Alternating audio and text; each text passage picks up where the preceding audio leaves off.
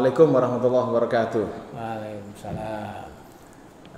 Wonder People, hari ini kita berjumpa lagi di Wonder Home Channel dan alhamdulillah kita sudah bisa bersiap untuk ngobrol dengan salah satu tokoh muda Muhammadiyah. Beliau adalah Mas Zuli Qodir. Mas Zuli Qodir ini salah satu pendiri jaringan intelektual muda Muhammadiyah, pernah juga penulis yang sangat produktif, baik buku maupun artikel ilmiah, dan juga pernah menjadi staf ahli di BPIP, Badan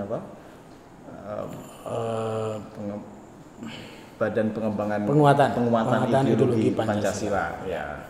Dan sekarang menjabat sebagai Kaprodi di S3 Politik Islam Universitas Muhammadiyah. Baik, kita mau ngobrol-ngobrol santai saja, Mas Zuli. Ya.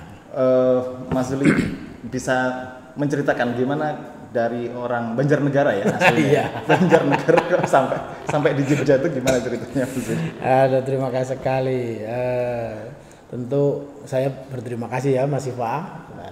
Mudah-mudahan ada manfaatnya sekalipun mungkin tidak terlalu besar.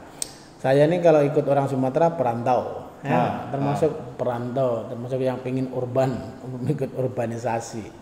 Orang gunung yang ingin pindah ke kota. Cuma nasibnya agak terlunta-lunta. Saya kira itu dialami semua perantau begitu. Iya, betul. Dan betul. dalam diri perantau itu sebetulnya spiritnya satu. Karena sudah jauh dari orang tua, jauh dari keluarga besar dan macam-macam, harus survive. Bagaimana caranya survive, itulah yang saya pikir. Yang penting merantau dulu baru kemudian. Yang penting merantau dulu, bagaimana survive nanti berikutnya. Lalu kemudian ya, orang tua saya tidak membekali apapun kecuali sudah kamu berangkat ke Jogja, mudah-mudahan dapat ilmu yang bermanfaat. Itu usia SMA. Masa SMA. SMA lulus, lalu kemudian saya suruh ke Jogja, kemudian saya daftar di perguruan tinggi, ada di Gajah Mada, di IAIN waktu itu segala macam. Alhamdulillah nggak ada yang diterima. Kata orang tua saya, jangan patah semangat. Lalu saya balik, saya daftar ke UII, Fakultas Hukum. Aduh, saya bilang mau mendaftar di sana sudah tutup. Akhirnya saya bilang sudah enggak apa-apa. Mungkin nanti akan ada hikmahnya. Lalu kemudian saya dipanggil oleh Universitas Muhammadiyah Yogyakarta. Oh gitu.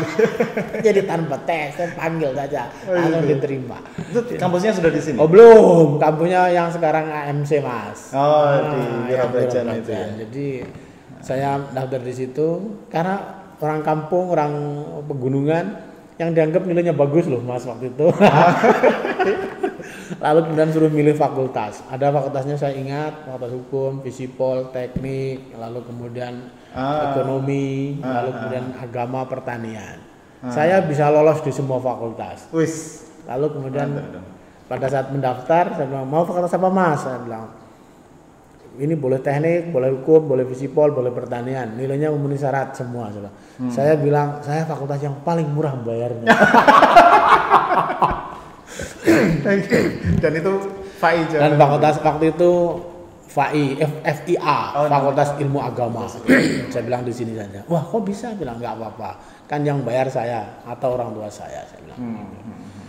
Jadi, adalah semangatnya pokoknya pergi dari rumah ke Yogyakarta. Ada satu saudara mengatakan di Yogyakarta kamu bisa berhasil tapi kamu bisa juga gagal total. Tergantung kamu. Terus akhirnya bisa survive gimana itu? Orang tua saya orang petani, ibu saya seorang petani, ayah saya seorang pegawai negeri rendahan, ya. Golongan 2 tentu rendahan sekali kan, pegawai KUA. Oh di KUA. Lalu saya berpikir, saya punya adik 4 orang, alhamdulillah bisa sekolah semua dan kemudian wah ini kalau saya mengandalkan orang tua tidak bisa sekolah adik-adik saya nih. Walaupun waktu itu saya ingat UMY 1 tahun hanya 300.000. Tahun 90. Jadi satu semester 150 kan. Tapi saya ingat gaji ayah saya sangat rendah. Suatu saat saya lihat struk gaji ayah saya, saya menangis. Tahun 92 saya, astagfirullahaladzim. Lalu saya belajarlah kepada banyak orang di UMY, ada beberapa penulis di Gajah Mada gitu ceritanya. Di Gajah Mada, lalu di IAIN. Oh, ada banyak penulis hebat di IAIN dan Gajah Mada. Siapa zaman-zaman itu Sanata yang- Dharma. Penulis-penulis itu di IAIN ada Ngatawi Al-Sastro. Oh, sing Ya, sastro. ada Ngatawi Hairus Salim, ada Baihaqi, Ahmad Fikri. Itu semuanya penulis-penulis yang sangat produktif di zaman itu ya. Lalu kemudian ada Arif Hakim. Itu sangat luar biasa produktif. Lalu kemudian di Gajah Mada ada Andi Arif itu saya ada Andi Arif. Lalu kemudian Gajah Mada hampir dikatakan tidak terhitung, banyak sekali ya. Lalu kemudian Sanata Dharma ada Wisnu Hardana, lalu Madetoni Supriyatna. Nah, saya belajarlah kepada mereka. Wah, ini kayaknya penting ini. Lalu saya ketemulah dengan mereka di IAIN Majalah Arena. Lalu ke Visipol Sintesa, lalu kemudian ke Gajah Mada di Baleirung. Ya, di situ. Lalu dari situlah saya belajar menulis dan saya luar biasa senang. Tahun 93 saya menulis pertama kali di koran Bernas. Di Bernas. Oh, luar biasa. Judulnya itu Islam dan Teologi Pembebasan. Mantap sekali ya. Zaman-zaman Ali Asgar. Ali Asgar Engine. itu ya. Dapat honor 75.000. 75.000 dah. Seakan dunia terbeli. Gitu ya. Oh iya, karena Iya, kebetulan betul. tahun itu uang saku saya 15.000 satu bulan kan. Iya. 15.000 dapat honor satu kali menulis waktu itu 75.000. 75.000. Dan habis itu saya rajin sekali menulis. Setiap satu minggu saya menulis di harian Bernas. Luar biasa. Khususnya tentang debat mahasiswa. Dibayari debat mahasiswa itu hanya satu halaman. Satu halaman ketik pakai tangan manual gitu, klak mesin ketik browser. Itu untuk menyambung hidup saya. Karena saya merasa saya dari kampung. Yang mempertemukan Mas Zuli dengan mereka itu ketemu di mana? Kan mereka bukan di komunitas lain ya, artinya kan ada saya ikut di sebuah studi klub ya, waktu itu namanya Studi Lingkaran. Ada di situ Pak Budi Nugroho di LP3 itu, ada lagi di situ ada Isnaini Mu'alidin itu. Lalu ketemu di situ UMY itu ada Ade Ma'ruf ini penulis, Ade Ma'ruf, Mas Budi itu sebenarnya ada Pak Zulfan Heri. Lalu kemudian saya mahasiswa Fakultas Agama Islam, tapi belajar banyak soal politik dari awal karena teman saya sebagian orang politik. Belajar Islamnya kepada teman-teman IAIN, tetapi kemudian saya berusaha untuk waktu itu saya dengan uang yang sangat sedikit berlangganan jurnal Islamika dan Ulumul Quran. Waktu itu masih eksis ya, tahun 91, 92 sampai 95. Kalau Islamika itu yang terbitan Mizan dulu. Oh, Mizan. Yang punya Mizan, dia terbitkan Mizan sama Ijmi. Jadi saya membaca itu, belajar Islamnya. Fakultas Agama Islam PAI tidak pernah belajar pendidikan. Saya mohon maaf ada guru-guru saya. Tapi itu ya masa-masa pembentukan Saya kira. intelektual Mas Jadi Zuli saya ya. ketemu dengan teman-teman di kelompok studi, lalu saya belajar sendiri. Lingkaran. Saya Dan itu masa-masanya kelompok studi memang lagi jauh jaya, di mana-mana, betul. jaya-jaya, Di ya. Jakarta ada studi proklamasi yang DNJA, DNJA, Formaci, ya, Budi Munawar. Lalu di Yogyakarta ada Baleirung itu, lalu kemudian Arena dan kemudian Lingkaran. Itu yang menurut saya kenapa saya harus survive. 93 saya belajar menulis dan dimuat. Aduh, senang sekali. Saya dulu di Jakarta juga gitu, kekurangan uang, nulis terbit di harian terbit, seneng pelita gitu udah senengnya minta ampun. Kira-kira itulah untuk menyambung hidup. Menyambung hidup ya. Tapi suatu saat ya namanya juga godaan kan, hampir tidak mau menyelesaikan sekolah S1, kuliah. Kenapa? Ini godaan saya kira yang dialami banyak orang, jangan-jangan ya. Merasa sudah bisa dapat uang tanpa kuliah. Kan saya kan menulis satu bulan itu paling tidak bisa 3 kali 4 kali. Wah, itu produktif sekali. Ya, karena hanya satu halaman kan, ya 1,5 halaman dapat 25.000. Hiburannya nonton bioskop. Mewah itu untuk ukuran mahasiswa. Karena bayarnya 300 perak kan nonton bioskop itu. Nonton bioskop 300 perak dengan uang 25.000 per minggu. Wah, senang sekali. Itulah. Jadi ya masa-masa itu saya merasa berjuang habis-habisan, lalu kemudian alhamdulillah belajar menulis saya pertahankan sampai sekarang. Kira-kira gitu. Oke. Tapi itu saya pernah baca Mas Zul itu bilang apa itu namanya? lawannya menulis itu apa? Kebosanan Malas, atau kemalasan? ya, Melawan kemalasan. betul. Gimana melawan? Jadi kan orang kadang-kadang kalau satu kali saya tidak pernah ikut kursus jurnalistik, tidak pernah. Sekalipun saya mentor untuk penulisan. Saya selalu diundang untuk memberikan pelatihan jurnalistik. Saya bilang saya mohon maaf sekali saya belum pernah ikut kursusnya walaupun saya suruh jadi mentor. Karena saya tidak terlalu percaya ikut kursus lalu kemudian jadi penulis hebat. Saya bilang saya tidak percaya itu. Karena menulis itu harus belajar dan terus menerus. Kalau Anda kursus hari ini, habis itu saya beritahu begini-begini tapi tidak menulis, maka Anda tidak akan jadi penulis hebat. Maka sekalipun Anda nggak kursus tapi Anda mencoba dan bisa jadi 1 kali 2 kali mencoba Anda gagal, lakukan saja. Saya lakukan begitu. Saja, ya. Walaupun alhamdulillah saya menulis di harian Pernas 1 kali dikirim kok bisa dimuat, alhamdulillah, tapi tidak selalu begitu. Lalu saya nulis di harian Kompas. Tahun 93, 94 nulis di harian Kompas itu untuk kelas mahasiswa. Sejak di bangku. Ya, jadi saya waktu itu belum lulus ya. Saya menulis di Kompas itu resensi buku dulu. Resensi buku. Coba donor 150.000, wah senangnya bakal main. Gitu-gitu. Jadi saya belajar menulis begitu dari yang kecil-kecil, nulis di harian Kompas. Alhamdulillah kalau sampai sekarang semua koran saya kira saya sudah menulis itu. Jadi kalau hanya nulis di koran-koran saya kira saya sudah lebih dari 600-an lah. Jadi itu saya bilang saya harus melawan kebiasaan malas. Saya kesini pertama kali itu nama Zuli Qadir itu sudah menghantui. Kesana sama Zuli Qadir ya. Oh iya nanti ketemu orangnya. Kayak gimana saya belum pernah ketemu. Jadi itu saya harus melawan kemalasan itu. Kemalasan untuk menulis itu kan harus menyediakan waktu. Iya, biasa. Paling tidak harus 2 jam, 3 jam kan. Apalagi dengan mesin ketik salah. Zaman itu ya nggak ada delete, nggak ada delete lah. Harus kalau kebanyakan yang di TipX itu nanti nggak mau. Jadi ngulangin dari awal. Itu kemalasan yang dilakukan oleh banyak orang. Karena itu saya saya tidak boleh berhenti. Nah sekarang ini sudah ada komputer ya yang tidak perlu pakai hapus begitu, pakainya delete tinggal delete aja begitu. Jadi editingnya lebih mudah. Karena itu kalau ada anak-anak sekarang atau dosen atau guru mengatakan, wah nulis itu berat sekali, nulis itu gimana? Itu saya karena malas saja. Tapi kekuatan apa yang bisa melawan kemalasan itu biasanya? Satu mungkin karena saya miskin, karena hidupnya susah. Itu bisa jadi force juga ya. Harus karisan gitu. Balas dendam atas kemiskinan. Wah ini kalau terus-terusan begini bisa mati ini di Jogja nih. Jadi ada semangat itu. Dan kemudian saya bergaul dengan banyak. Saya merasa kenapa saya mempertahankan tradisi menulis. Satu, saya suka membaca biografi dalam tanda kutip orang hebat. Hatta saya baca biografinya, Delian Nur saya baca, Soekarno saya baca, misalnya gitu-gitu. Yang belakangan misalnya Buya Syafi'i saya baca tentu belakangan. Frank Magnesius. Nah, saya cerita sedikit tentang kenapa saya menulis di Kompas bisa. Saya selalu mempelajari orang-orang yang menulis di Kompas. Saya paling suka misalnya tulisannya waktu itu TH Sumartana.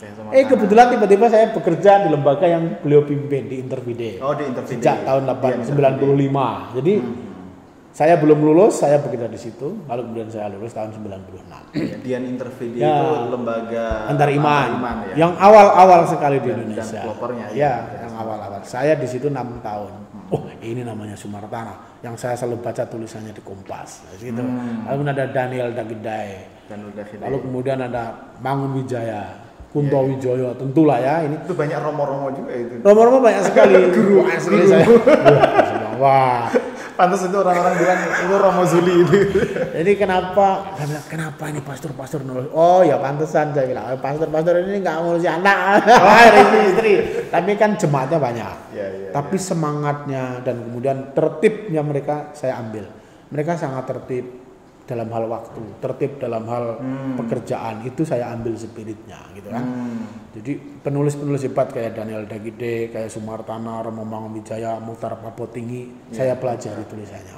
Gini tuh. Renyah-renyah itu. Meskipun temanya betul, berat, tapi dan semuanya tema politik kan, politik agama, tidak ada tema pendidikan.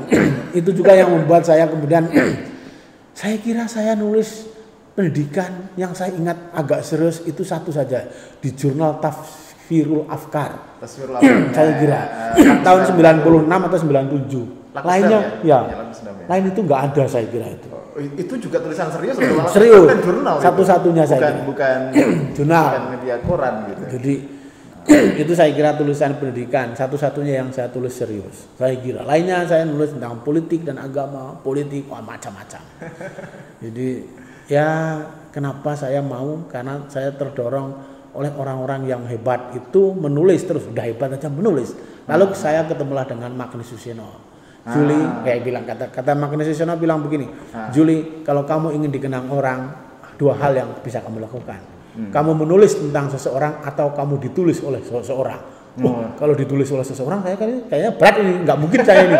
Maka saya menulis. Ini termasuk direkam di sini termasuk ditulis dan direkam oleh orang. Jadi bilang kalau saya direkam orang ini kayaknya saya berat. Sudah waktu saya menulis saja. Itu spirit buat saya. Dan romo-romo itu terbuka ya kalau kita mau. Betul, mereka terbuka sekali. Dia cerita dengan saya. Wah Mas Juli ya, Anda kader Muhammadiyah. Saya iya, tapi saya harus belajar dengan romo. Saya kenal hampir semua romo yang di Yogyakarta yang penulis saya kenal. Di Sanata Dharma memang. Yang SJ memang terutama. Karena penulis ya, sini juga kan. Di basis kan saya nulis di jurnal basis karena diundang. Basis dulu juga, iya. Ya. Di majalah basis, orang mengatakan jurnal basis itu sulit sekali. Saya diundang untuk menulis. Wah, terima kasih saya nulis di situ. Orang menulis di Tempo, saya menulis di situ. Jadi alhamdulillah jurnal majalah keadilan, forum keadilan. Hampir semua saya tulis pokoknya itu. Jadi semangat aja saya nulis. Kalau dikembalikan biasa. Kenapa terus menulis? Kata MHN Najib, dia bilang 73 saya mengirimkan tulisan ke Harian Kompas, yang ke-74 baru dimuat. Oh, kalau begitu saya semangat ini. Ya, gitu. MH saja begitu, walaupun mungkin bohong ya, tetapi kan memberikan semangat lah.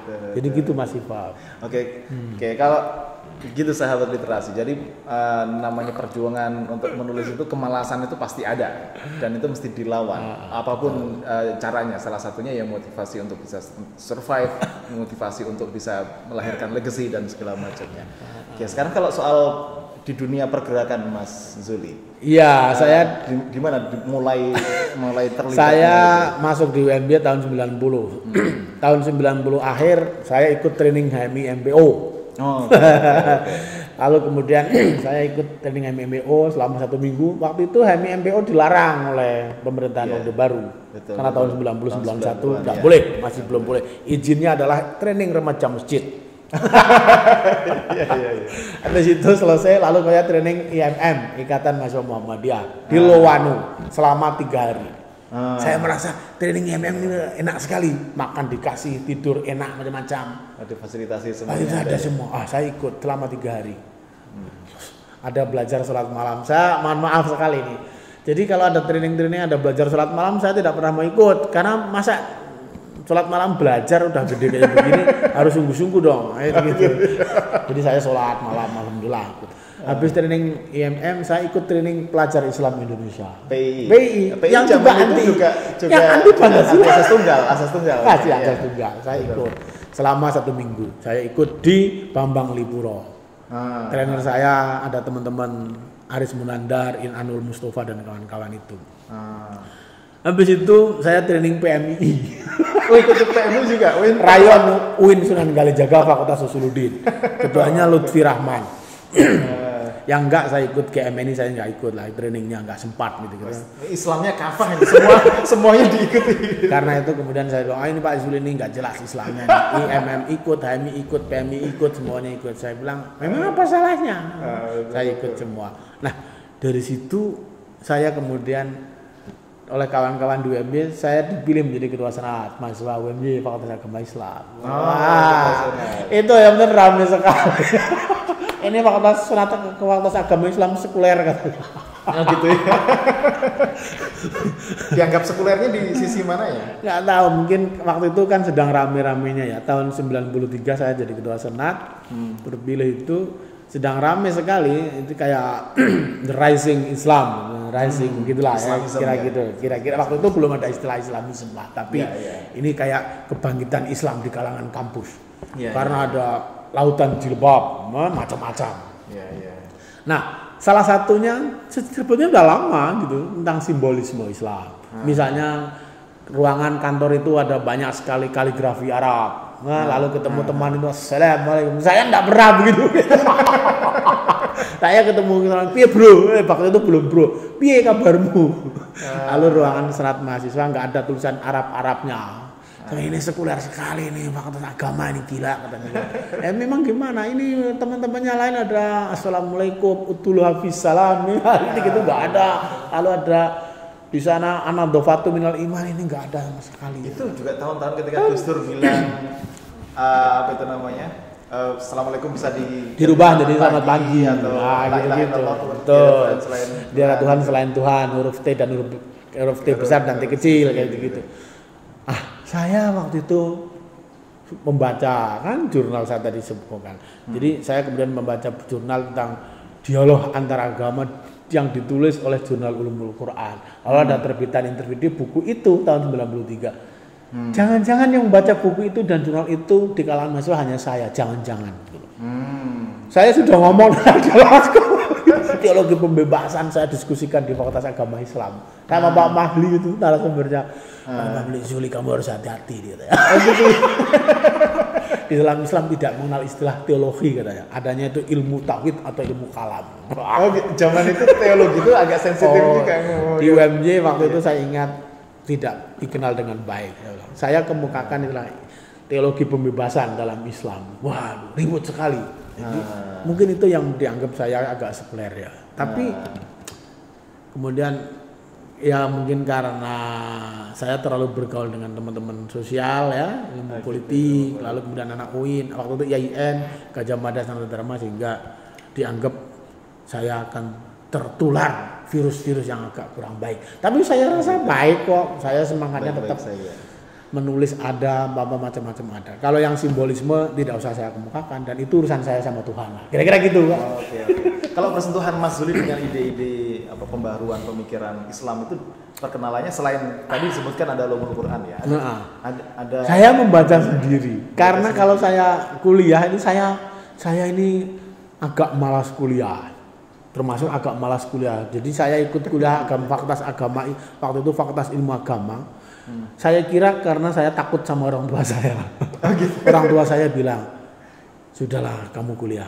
Pada yang sehingga membuat saya sampai 6 tahun tidak selesai. Karena saya sebenarnya ini bentuk protes kepada orang tua saya. Kenapa saya di fakultas agama Islam jurusan pendidikan Islam? Saya nggak terlalu suka. Saya sudah selesai teori sejak tahun ketiga.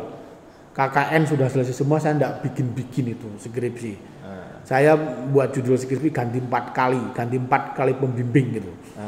Karena saya kira saya bentuk protes. Nah, kan tapi enggak menyesal ya. Ya, pada akhirnya toh mendidik juga lah. Jadi saya mondok di Krapya Al Munawir, kuliahnya di sini. Dari tahun 93 sampai 96. Jadi 3 tahun saya di Pondok Al Munawir, lalu kemudian sambil kuliah. Lalu kenapa saya bisa ada bacaan-bacaan Islam yang agak progresif? Saya membaca sendiri. Hampir tidak pernah, mohon maaf sekali ini. Ya ini nggak bagus ya. Saya tidak pernah membaca buku materi perkuliahan kecuali mau ujian. Sudah saja. Dan saya alhamdulillah nilainya bagus. Jadi saya baca misalnya Al-Yasar Al-Islami, Kiri Islamnya Hasan Hanafi. Saya baca bukunya, saya baca jurnalnya. Yang dikasih pengantar Pak Amin. Ada Pak Amin Abdullah, lalu kemudian ada Gus Dur, lalu buku Islam dan Pembangunan, Agama dan Pembangunan. Buku-buku Hasan Hanafi saya baca. Ya, etika pembangunan itu si LP3S ya. Ada LP3S ada, lalu kemudian ada Agama dan Pembangunannya Hasan Hanafi ada, lalu kemudian Al-Yasar Al-Islami saya baca gitu. Lalu kemudian, waktu itu pikiran Reconstruction of Islamic Thoughts-nya Fazlur Rahman gitu kan. Lalu buku Islamnya Fazlur Rahman, lalu buku Islam dan Etika Ismail Al-Faruqi. Ismail Raji Faruqi ya. Jangan-jangan itu ya saya kembali. Mahasiswa agama Islam Tarbiyah nggak ada yang baca begitu, jangan-jangan gitu. Hanya saya sendirian. Itu melampaui buku-buku referensi yang dibaca oleh. Jangan-jangan begitu. Saya baca dosen ya, dosennya aja barangkali enggak. Saya baca buku Islamnya Fazlur Rahman. Ya tentu itu lalu pintu ijtihad, gitu kan? Ya. Saya baca bukunya itu menurut saya buku yang tidak ada hubungannya dengan pendidikan Islam. Tapi saya baca. Nah, mungkin dari situ saya tertarik tentang pemikiran Islam gitu. Dugaan saya ya. Saya baca begitu buku-buku yang agak sulit begitu. Jadi ketika baca buku yang agak biasa, teknis, tidak terlalu lama saya baca. Udahlah sebentar aja. Oh ya, begini. Oh ya, begini kayak gitu. Ini tidak meremehkan, tapi saya merasa begitu. Sehingga nilai saya begitu saya lulus tahun 96 itu tidak terlalu rendah, 3,38 bagus juga loh sebetulnya itu. Bagus. Sudah cukup untuk bisa bagus. daftar beasiswa S2. Jadi saya tidak terlalu jelek, kalau saya nggak bisa lulus cum laude atau apapun karena kelamaan kan, 6 tahun ya sudah. Tapi untuk ukuran zaman itu 6 tahun itu udah bagus. Iya, karena sebagian besar ada yang lama sekali. Ada yang memang madhab tidak mau lulus kuliah gitu. Betul. Jadi kenapa ada kalau baca-baca Paulo Freire dan segala macam gitu kan? Ya, saya semat baca. Pemberontakannya. Saya baca begitu. Ya ampun. Jadi itu yang membuat mungkin saya kurang fokus di dalam perkuliahan atau mata pelajaran kuliah ya, dugaan saya. Tapi ya saya merasa ada hikmahnya sekarang. Saya berusaha setiap bulan waktu itu dengan bukan gaji. Saya sejak tahun 93 tidak dikirimi orang tua saya, lalu kemudian dengan menulis saya berusaha waktu itu kan belum ada e-book macam-macam ya. E-book kan baru belakang. Saya setiap bulan berusaha mengumpulkan duit minimal 100.000 untuk membeli buku, karena buku kan paling waktu itu 10.000, 8.000, 20.000 gitu. Jadi saya tiap bulan beli buku rata-rata 5. Saya beli buku, udah saya baca. Satu buku saya selesaikan dalam 1 minggu. Habis itu saya resensi. Gitu. Jadi untuk saya, wah ini kalau saya baca saja manfaatnya kurang nih saya kira. Harus menghasilkan ini. Saya resensi. Saya kadang habis kita dapat buku juga. Dapat honor. Semangat sekali. Jadi buku-buku Islam saya baca, tapi saya tidak meresensi buku politik karena saya merasa saya pasti kalah pengetahuan teoretiknya tentang politik dengan anak-anak yang politik. Backgroundnya memang gitu. Politik gitu ya. Cuman saya pelajari.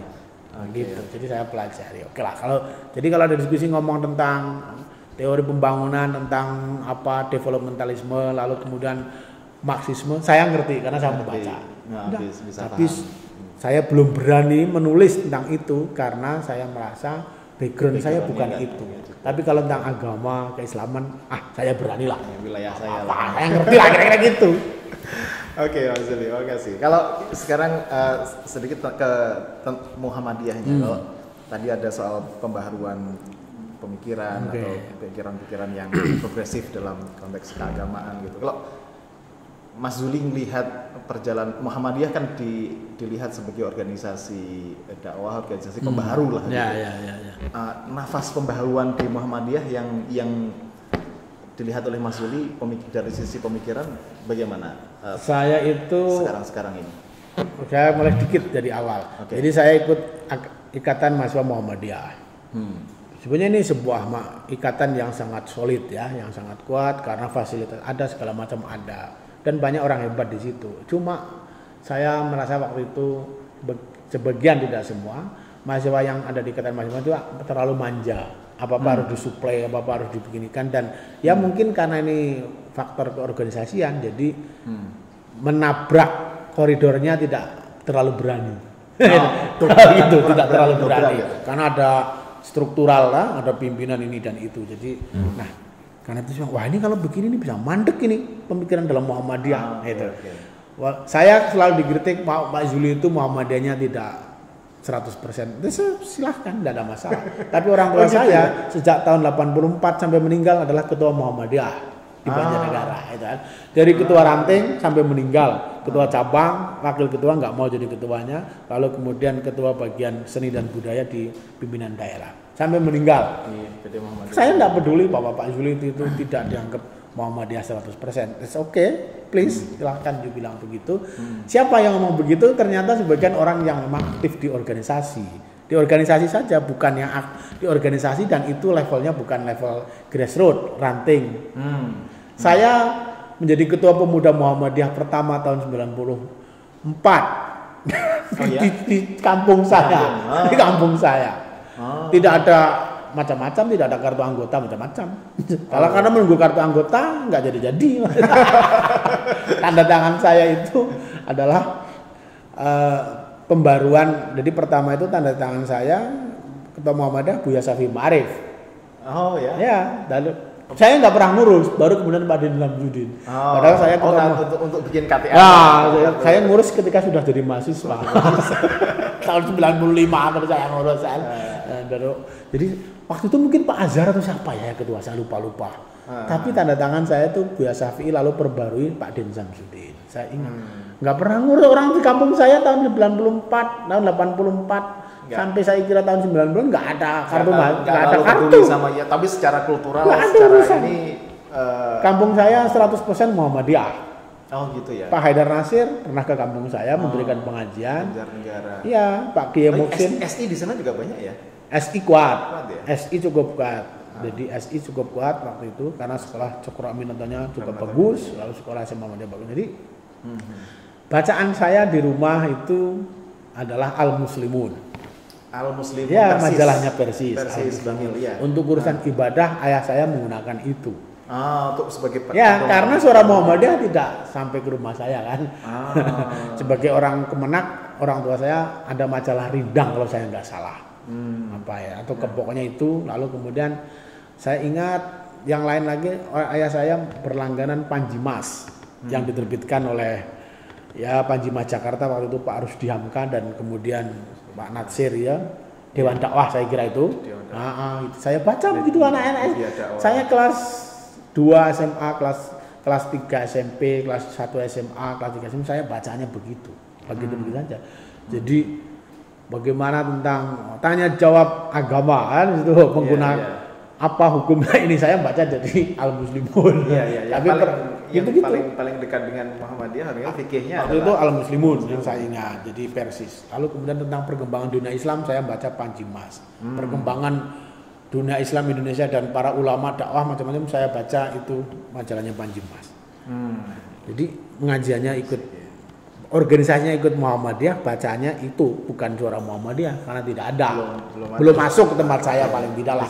Ayah saya tidak berlangganan, yang ada itu maka saya baca. Lalu kemudian tahun 90 tadi ikut INN.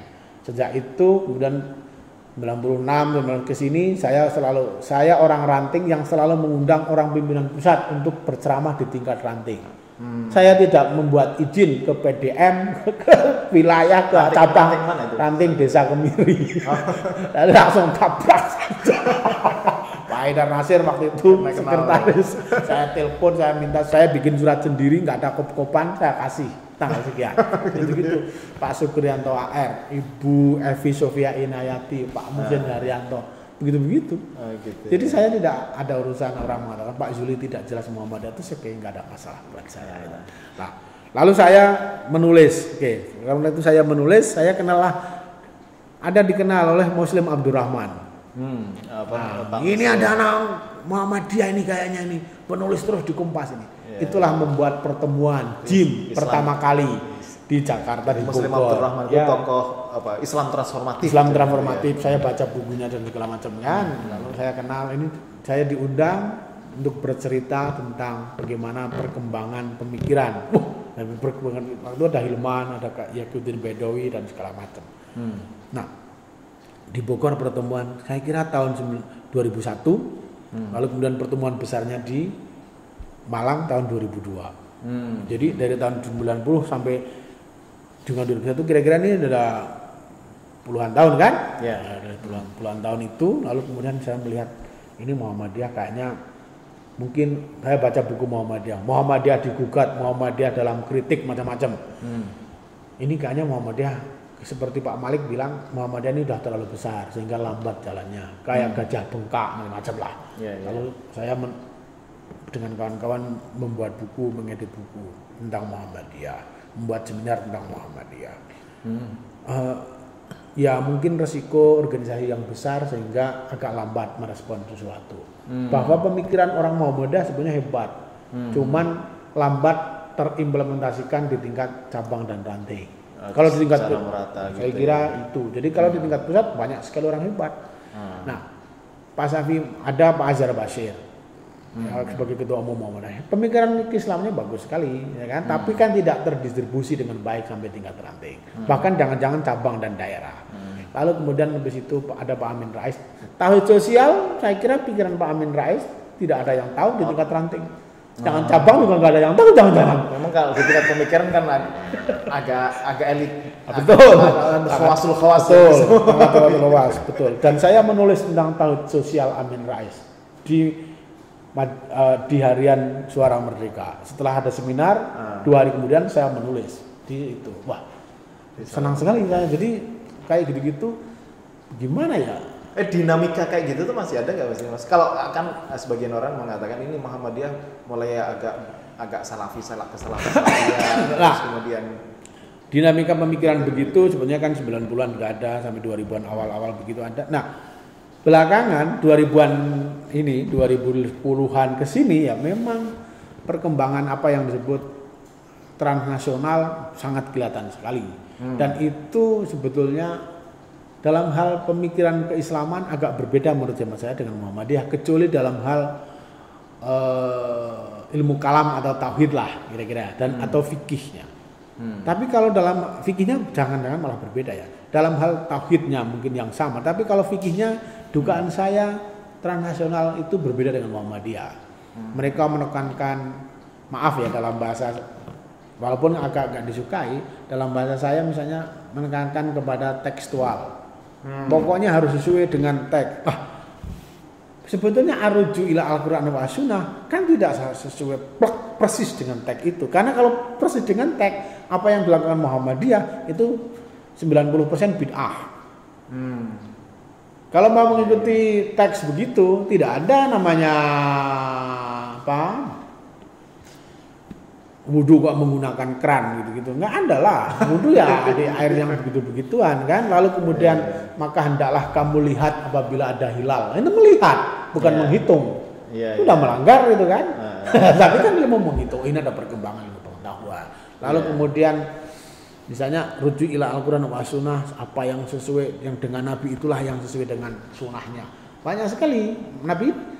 Dan ada orang yang mengatakan itulah yang paling sesuai. Makan tidak pakai sendok. Nabi tentu tidak pakai sendok. Orang Muhammadiyah kalau nggak pakai sendok malah risih bahasanya kan. Nggak pakai piring. Nabi nggak ada piring. Kayak gitu. Jadi ini menurut saya berbeda dengan Muhammadiyah. Tapi dalam hal akidah bukan hanya dengan Muhammadiyah, sebenarnya dengan NU juga sama kan. Orang Salafi juga akidahnya sama. Rukun imannya sama juga. Orang Muhammadiyah sama. Ada beberapa perbedaan dalam hal aplikasi keseharian. Tapi yang ingin saya katakan, sebetulnya dinamikanya itu sekarang ini kok menjadi orang Muhammadiyah lebih suka ke salafi tekstual. Ini yang menurut saya memang perlu dilihat lebih jauh. Apa sebetulnya yang membuat begitu? Apakah dakwah transformatif? Apakah dakwah kontekstual? Apakah dakwah yang Islam otentik di Muhammadiyah tidak sampai ke tingkat cabang dan ranting atau daerah dan bahkan wilayah gitu, atau lambat transformasinya? Menurut saya itu. Dan dugaan saya agak lambat transformasinya, dugaan saya. Agak lambat. Tetapi tetap ada dinamika di tingkat pusat yang Anda sebut tadi, elit ini, karena pemikiran selalu elit. Kan ya nggak mungkin lah masa Pak Haidar lalu Pak Hamim keliling dari satu tempat ke tempat yang lain, ini habis waktu kan? Ke ranting-ranting. Itu nggak mungkin. Asal Indonesia berapa ratus ribu ranting? Rantingnya Mas Zuli. Gitu tuh berat. Nah, ada dinamika tapi transformasinya, derivasinya lambat. Dugaan saya begitu. Sekarang lebih suka yang ke Salafi. Nah, ini sebenarnya ada peluang dengan cara menggunakan daring atau dengan menggunakan media sosial. Cuman di kalangan Muhammadiyah, kritik saya juga sampaikan di Aisyah, agak belum terlalu banyak yang menggunakan media sosial untuk dakwah Muhammadiyah. Masih terlalu banyak dan saya kira penting ya. Pikiran dakwah Betul. Muhammadiyah. Yang pendek-pendek tetapi itu mengena dan mencerahkan saya kira perlu dilakukan oleh orang-orang Muhammadiyah. Oke, sekarang kalau soal ini Mas Zuli, pikiran-pikiran kebangsaan Muhammadiyah gitu. Kan banyak yang muncul kembali antara ini Islam itu enggak Pancasila itu enggak Islam. Ya, sebenarnya gimana kalau saya itu ada tentu beberapa person dalam Muhammadiyah ada yang begitu, tetapi kalau kita baca dengan baik Muhammadiyah sangat mendukung Pancasila bahkan sejak dari awal, walaupun ada dikatakan ini kontroversi atau ini pembelokan sejarah, tapi menurut hemat saya kontribusi Muhammadiyah yang diwakili oleh Pak Ki Bagus, ada Kasman, dan jangan lupa panitia 9 itu yang 7 itu Muhammadiyah. Artinya ya Pak Soekarno Muhammadiyah, pernah menjadi ketua di Bengkulu sana, jadi guru di Muhammadiyah. Lalu Hatta walaupun tidak mengatakan Muhammadiyah, ini lahir dari rahim daerah Muhammadiyah ya di Padang. Agus Salim sekalipun dia SI juga lahir dari Padang. Lalu kemudian Pak Kasman tentu saja. Lalu Abi Kusno, Masumi juga dekat dengan Muhammadiyah. Jangan lupa ada seorang ibu itu juga orang Muhammadiyah, orang Aisyah gitu kan. Jadi sebetulnya kontribusi Muhammadiyah dalam pembentukan negara ini sangat jelas dan tidak perlu dilakukan. Cuma dipersoalkan pada soal ini mau menggunakan gitu kan, selalu begini, mau menggunakan yang 1 Juni atau yang 22 gitu, yang penghapusan 7 kata itu atau yang tidak gitu. Menurut hemat saya kesepakatan para pendiri bangsa adalah yang sudah dihapus itu. Menurut saya tidak usah dikembalikan. Tidak usah, menurut saya sudah. Ini sudah kesepakatan pendiri bangsa. Menurut saya ini kontribusi orang Muhammadiyah sangat besar di situ, kontribusi orang NU. Cuma tidak boleh habis. Oke.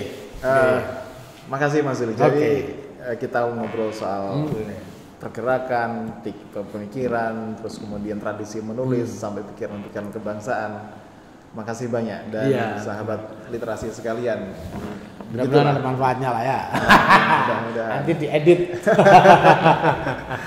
Ya, makasih banyak pelajaran yang kita ambil tadi dari pengalaman hidup maupun kontribusi di dunia pergerakan maupun pemikiran oleh Mas Zuli Qadir. Makasih banyak Mas Zuli. Makasih sama-sama Sampai ketemu di tempat lain, terus produktif, terus menginspirasi. Amin, mudah-mudahan. Terima kasih. Wonder People, kita ketemu lagi di edisi berikutnya. Insya Allah kita akan silaturahmi ke beberapa tokoh pikiran atau pemikiran atau pergerakan dan kita akan gali inspirasi dari mereka. Assalamualaikum warahmatullahi wabarakatuh.